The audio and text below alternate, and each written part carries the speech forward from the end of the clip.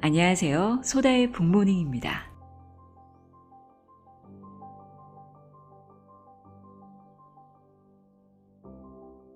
우리는 무언가에 중독됐다는 말을 쉽게 사용하죠. 스마트폰 중독, 카페인 중독, 알코올 중독, 탄수화물 중독. 종류도 참 다양한데요. 어떤 것에 중독되었다는 것은 그것 없이는 견디지 못하는 병적인 상태를 뜻합니다. 저는 카페인 중독이라는 말을 자주 했어요. 카페인 중독이라 커피 없이는 살 수 없다는 말을 자주 했는데요. 이 믿음 때문인지 커피를 마시지 않으면 단 하루도 멀쩡한 정신으로 살 수 없더라고요. 오늘은 이 중독에 대한 이야기입니다. 조셉 머피의 마음 수업에서 당신을 옥죄는 모든 것에서 벗어날 수 있습니다. 읽어드립니다. 들어보세요.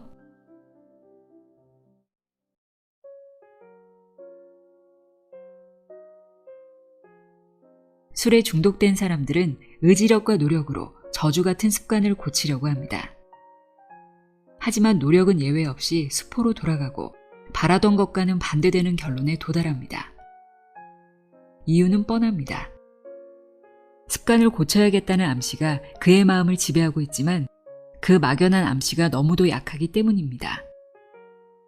잠재의식은 언제나 지배적인 생각의 통제를 받습니다. 모순되는 두 가지 명제가 있으면 항상 강한 쪽을 받아들입니다. 우리 안에 있는 잠재의식은 무한한 힘과 치유력을 가지고 있습니다. 이제 문제를 외면하지 말고 내 마음에 다가가 자신이 술에 중독되었다는 사실을 인정해야 합니다. 사실을 인정하지 않으면 문제에서 벗어나기 어렵습니다. 어쩌면 진짜로 걱정해야 할 병은 알코올 중독이 아니라 우유부단함이나 두려움일지도 모릅니다. 삶을 똑바로 보려고 하지 않고 술잔을 든 채 책임을 모면하려는 태도 말입니다. 술에 중독되면 자유의지가 사라집니다. 그런데도 그들은 쉽게 자신의 의지력을 과시합니다. 2번 다시 마시지 않을 거야. 그렇게 큰 소리 치지만 손에서 술잔을 놓지 못합니다.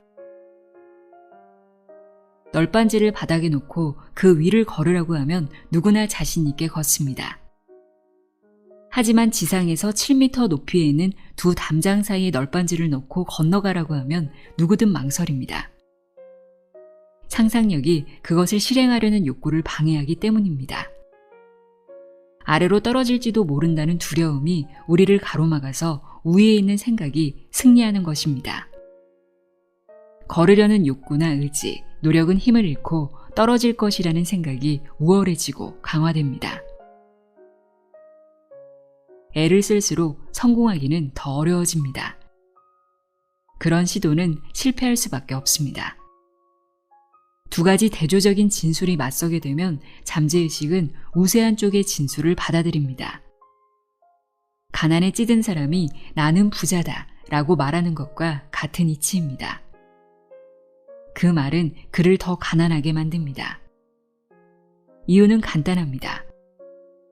가난에 대한 믿음이 풍요에 대한 믿음에 비해 너무 커서 그런 말을 할수록 자신이 가진 것이 없다는 사실만 자꾸 부각시키기 때문입니다.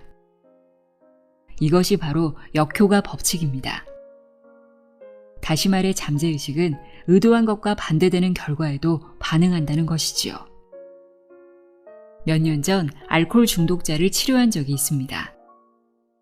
그는 내게 이런 말을 했습니다. 6달 동안 술을 한 방울도 입에 대지 않았습니다. 나 자신이 대견했죠. 그런데 갑자기 억제할 수 없는 충동에 사로잡혔습니다. 그리고 그날부터 2주 동안 계속 술을 마셨습니다. 의지와 노력이 그의 욕구를 잠시 잠재울 수는 있었지만 끊임없는 충동을 억제하려는 지속적인 노력이 상황을 악화시킨 것이었습니다. 실패가 반복되자 그는 희망을 잃었고 충동이나 강박관념을 억제하기에는 자신의 의지가 너무 약하다고 단정지었습니다. 물론 의지가 너무 약하다는 생각도 잠재의식에 강력한 암시로 작용했겠죠. 그래서 더욱 무기력해졌고 삶에서도 실패를 거듭할 수밖에 없었습니다. 나는 그에게 의식과 잠재의식의 기능을 조화시키는 요령을 가르쳐 주었습니다. 이 둘이 협력하면 잠재의식 속의 생각이나 욕구를 쉽게 실현할 수 있기 때문입니다. 그는 지금까지 매사에 부정적이었지만 이제부터는 의식적으로 마음을 추스르며 성공할 수 있다는 생각만 하기로 했습니다. 의지가 약해서 또 실패하리라는 생각은 하지 않기로 했습니다. 그는 자신의 생각 외에 다른 장애물이 없다는 사실을 똑똑히 이해했습니다. 일부러 애쓰지도 않았고 강박관념도 버렸습니다. 강제력을 사용하는 것은 반대의 경우가 있다는 사실을 전제로 합니다. 수단이나 방법에만 집중하면 장애물 따위는 문제가 되지 않습니다. 그는 생각이 날 때마다 몸의 긴장을 풀려고 노력했습니다. 느슨해지고 잠이 오고 몽환적인 상태에서 자신이 바라는 그림으로 마음을 채웠습니다. 그는 술에서 자유로워진 자신을 보고 아빠가 집에 계시니까 너무 좋아요 라며 딸이 반겨주는 모습을 상상했습니다. 그는 술 때문에 가족도 잃었습니다.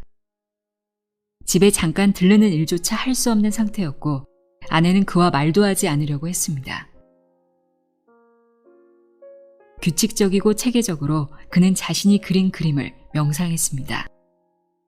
집중력이 흐트러지면 딸의 웃는 모습을 떠올리며 마음을 가다듬었습니다.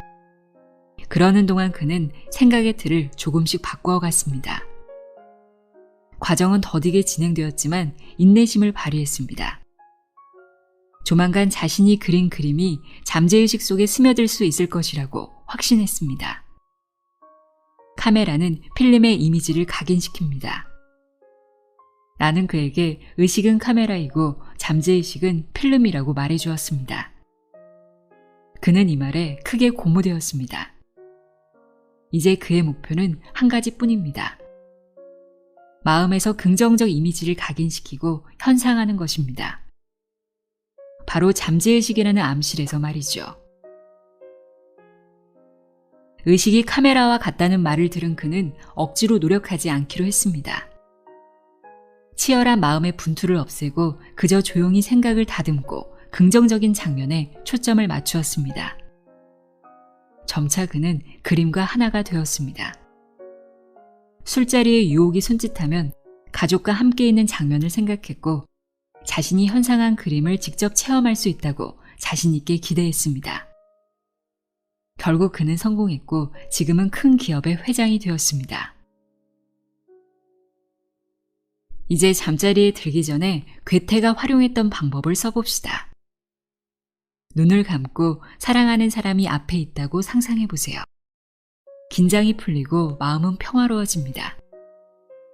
그 사람이 이렇게 말합니다. 축하해요. 그 사람의 미소를 보고 목소리를 듣고 손과 발을 만져봅시다. 축하한다는 말은 완전한 자유를 의미합니다. 유쾌한 기분이 들 때까지 그 말을 반복해서 들어보십시오. 만족스러운 반응이 나타날 것입니다. 이런 과정을 하루에 서너 번, 그리고 잠들기 전에도 반복해 보십시오. 최후의 승리를 머릿속에 그리는 겁니다.